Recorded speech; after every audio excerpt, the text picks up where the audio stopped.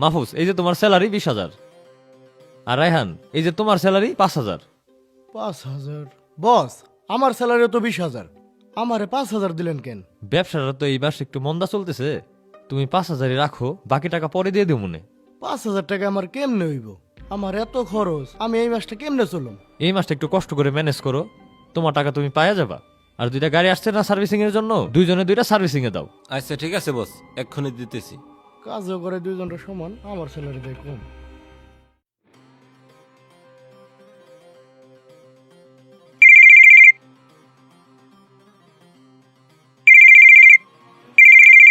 ওই মামুস ভাই, একটু এদিকে আসেন তো।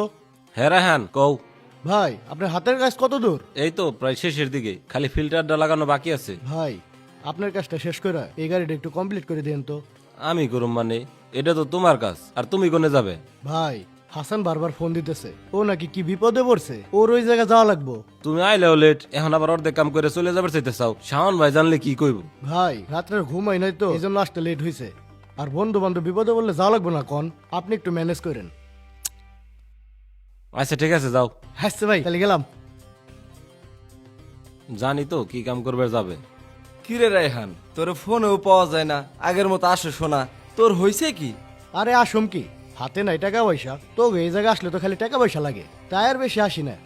তুই বেতন পাস 20,000, তাও কাজ চলে পারস না, আর আমাকে একটা ইনকাম নাই, তাও তো আমাকে চলে যাইতেছে। আরে কইস না, মালিক এবার ফুল বেতন দেয় নাই, মাত্র 5,000 টাকা দিছে।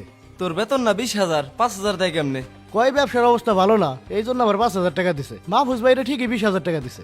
আরে এইভাবে হয় নাকি? তুই মালিকের সাথে ভালোভাবে কথা কইস। হ, এই মাসটা ওয়েট করি, পরের মাসে বেতন যদি ঠিক মতো না দেয়, ভালো মতো ধরবানি। হ, ঠিক মতো কথা বলে দেখ। আর তোর কাছে তো টাকা পয়সা নাই, এনে দেখ কি করুম, জায়গা আমি।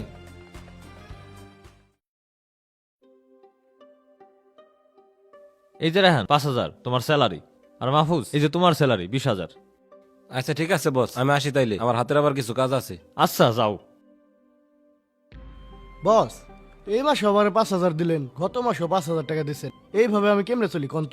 তুমি তো দেখতেছই এই মাসেও তো আমার ব্যবসার অবস্থা ভালো না, আর একটু ধৈর্য ধরো, তোমার টাকা তুমি পায়ে যাবা।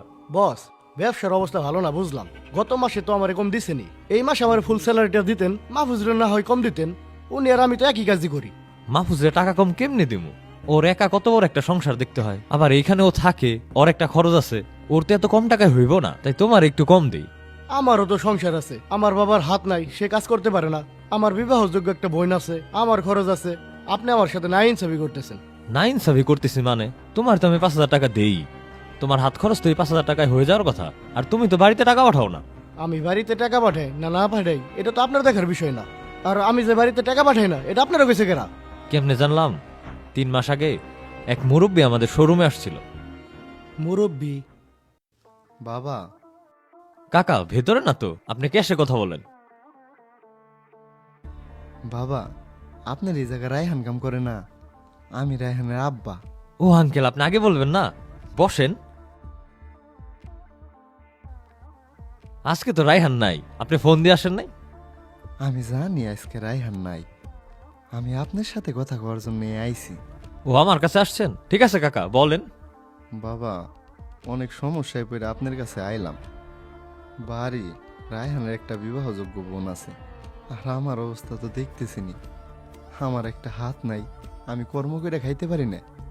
হ্যাঁ কাকা, আপনার যে অবস্থা, আপনি তো আর কোনো কাজ করতে পারবেন না। সমস্যা নাই কাকা, আপনি টেনশন করেন না, রায়হান বেশ ভালো কাজ করতেছে, ইনশাল্লাহ ওর বেতন বেড়ে যাবে। রায়হান তো আপনার এই জায়গা অনেক দিন ধরে কাজ করে, ও কত টাকা বেতন পায়, ওই টাকা দিয়ে কি করে আমি কিছুই জানি না। আমাকে একটা টাকা খরচও দেয় না, আমার কোনো খোঁজ খবরও নেয় না, উল্টে আমি যদি ওরে ফোন দেই আমার সাথে রাগারাগি করে। আমার পোলাটা শহরে আসার পরে বাজে পথে চলে গেল না ঠিক পথে আছে আমি কিছুই বুঝতেছি না। বলেন কি কাকা? আমি তো এইসব কিছুই জানতাম না। আমার দুইটা মাত্র সন্তান বাবা, রায়হান আর ওর বোন, ওর বোনদের আমি বিয়েও দিতে পারতেছি না। রায়হান যদি নষ্ট হয়ে যায় আমি কি নিয়ে বাঁচব? কাকা আপনি কান্না করেন না, রায়হান আসলে আমি ওরে বুঝাই বলমনি। হবাজান, এই জন্যে আপনার এই জায়গায় আসা, ও তো আপনার এই জায়গায় থাকে, ওরা একটু দেখে শুনে রাখেন। এই শহরে তো ওর আপন বলতে কেউ নাই, আপনিই তো ওর গার্জেন। কাকা আপনি ওরে নিয়ে আর টেনশন করেন না, ওরে ঠিক রাস্তায় ফিরাই আনার দায়িত্ব আমার। আর আপনি একটা অ্যাকাউন্ট নাম্বার দিয়ে যান, এখন থেকে প্রতি মাসে রায়হান আপনার অ্যাকাউন্টে টাকা উঠাইব। আমার পোলাটা তো একটু গাউরে পদের, তবে আমার বিশ্বাস আপনি পারবেন। আমি আজকে যাই গে, আপনার অনেক ধন্যবাদ। তারপরে তোমার ব্যাপারে জানার জন্য মাহফুজের সাথে আমি কথা বলি। মাহফুজ, জি ভাই। রায়হানের চলাফেরা কেমন রে? আপনারে যে কেমনে কই, অনেক দিন ধরে আপনারে কইতে চাইতেছি, ওর তো ভাই চলাফেরা ভালো না। ও তো শোরুমেও টাইমলি আসে না, বাজে প্লানের সাথে আড্ডা দেয়, নেশা করে, জুয়ে খেলায়, টাকা ওড়ায়।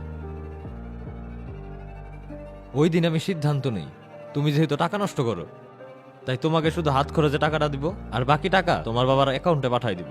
আমার টাকার মাতবারি আপনি করতেছেন কে? আমি আপনার শোরুমে কাজ করি, আপনি আমার ন্যায্য টাকা বুঝাই দিবেন, তারপর আমি যা মনে হয় তাই করি।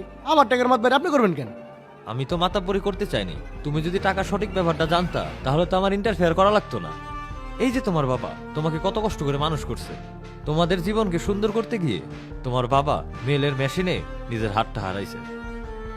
তোমার বাবা, তোমার পরিবার নিজ দায়িত্ব সঠিকভাবে পালন করছে দেখেই তুমি আজকে এই পর্যন্ত আসছো। তাই তোমারও দায়িত্ব পরিবারকে দেখা। আপনি ঠিকই বলছেন ভাই, এতদিন আমি ভুল রাস্তায় আসছিলাম, আমি তো ভুল করে ফেলাইছি। এখন আমি কি করুম? যা হওয়ার তা তো হইছেই, তবে এখনো সময় আছে, নিজেকে শুধরাও, পরিবারের পাশে দাঁড়াও।